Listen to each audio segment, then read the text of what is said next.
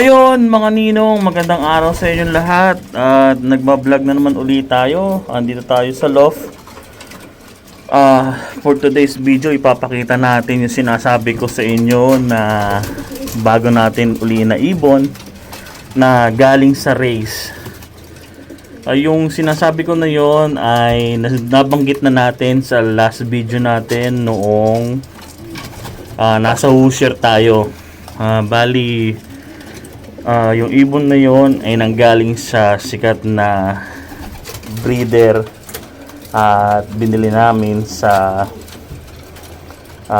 kit na tinatawag. Bago yung lahat, papakita ko muna sa inyo ang sitwasyon dito sa ating loft. Kaya nga mga ninong, andito tayo dito sa cock section natin. Napapansin nyo, napakadami nila. May magbabanggit na naman dyan na overcrowded. Ayan mga ninong. Ayan. Magkasama ngayon dito ay cock at saka yung mga late hatch natin nandito. Bali binigyan ko na sila ng pagkain at saka ng tubig. Ayan.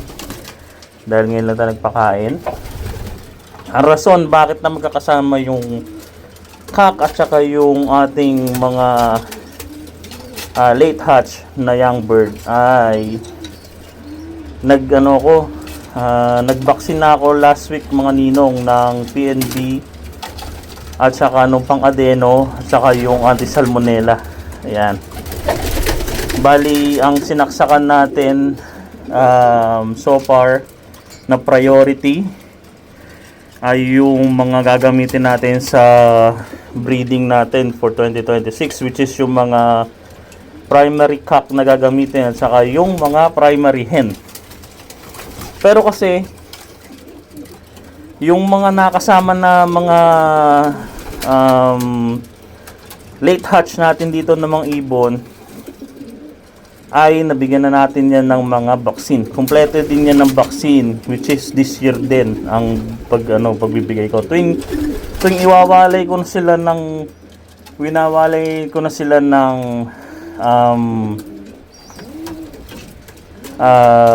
iwawalay natin, ilalagay natin sa ibaba o dito na sa ibaba, ibaba natin sa galing sa breeder cage. Nilalagyan na natin ng mga vaccine yan. Binibigyan na natin ng vaccine. Para sa gayon na maiwasan natin yung contact doon sa iba nating mga breeder na yun nga magkakasakit or mahawahan sila, and pasa-pasa na yun Ayun. So yun yung sitwasyon natin dito sa ating cock section. Then dako tayo rito sa kabila, which is dito sa hen section. Ayan, napapansin nyo, konti na lang mga ninong.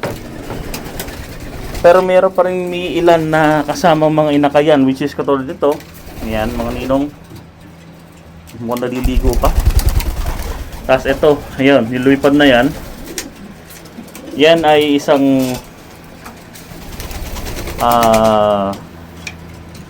late hatch. Yan, mga ninong yan.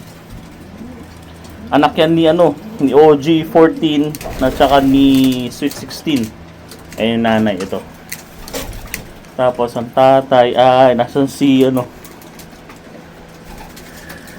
nawala si OG14. Yan mga ninong. Bali yan ang sitwasyon natin ngayon dito. Ayun Yan. So bali ito, wala pa rin nakapasok sa loob ng ating mga breeder cage. Ayan. Ito, pag ako lilinisin ko na to. Kasi ito, ayan, naka-scatter lahat itong gagamitin. Yung mga color coding. Ayan. Bali yung andun nag-iisa pa, kung napapansin nyo, ayan, may isa tayong ibon dyan. Sa ako na ipapakita sa inyo mga ninong. Galing yan sa napakita ko na ata to. Galing sa AGN natin mga ninong. Last video ata pinakita ko yan. Ayan. So bali ipapakita natin ngayon mga ninong yung isa nating breeder, may galing na breeder galing sa Hoosier Classic. Okay, stay tuned lang mga ninong.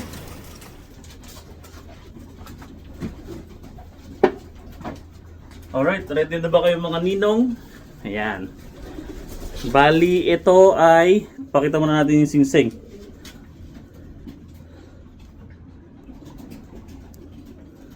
Ayan.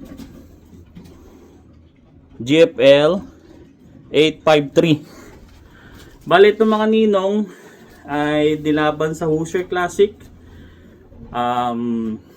Tumapos at nag-place siya ng 550. Nasa 550, mababa, yun yung ano. At ito ay binread ni Sir Mike Ganus. Yan. Binread ni Sir Mike Ganus to na binili namin sa kit.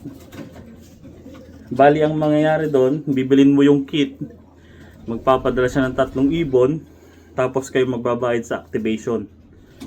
Sa activation at saka sa perch fee. Bali, siya lang yung natira. May dalawa to bago mag-final race.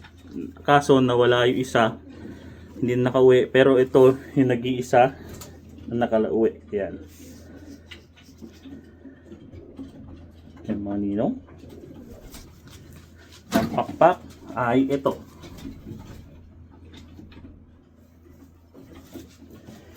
Ito rin yung pakpak sa kabila. 1 pintail. Napakagandang ibon nito. Maski yung may-ari na si Jim. Ay yung paka-healthy mga nino. Ganda nung haba nung killbone niya. Maski si Jim Ward, yung may-ari ng Hoosier, tinignan niya to eh. Tapos isinend niya kay Sir Mike Ganus din. Yan. Yung video nung ibon.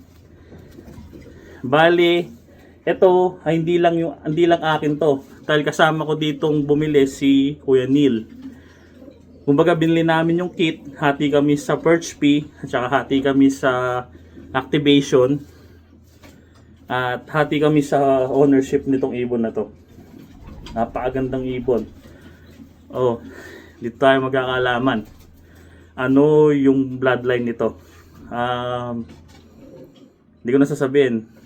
Pakita ko lang yung pedigree. Ito, ipa-flash ko. Ayan mga ninong. Ito yung pedigree niya na nakakatuwa yung pedigree dahil kasi nagulat kami. Maski si Jim nagulat sa pedigree nung ibon na to. Gagawin natin isang primary breeder natin dito sa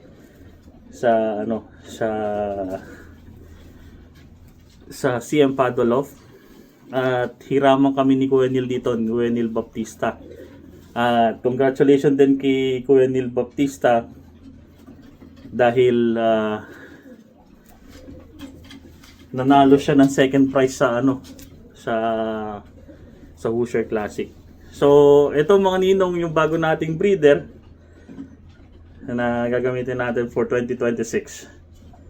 Yun lang mga ninong.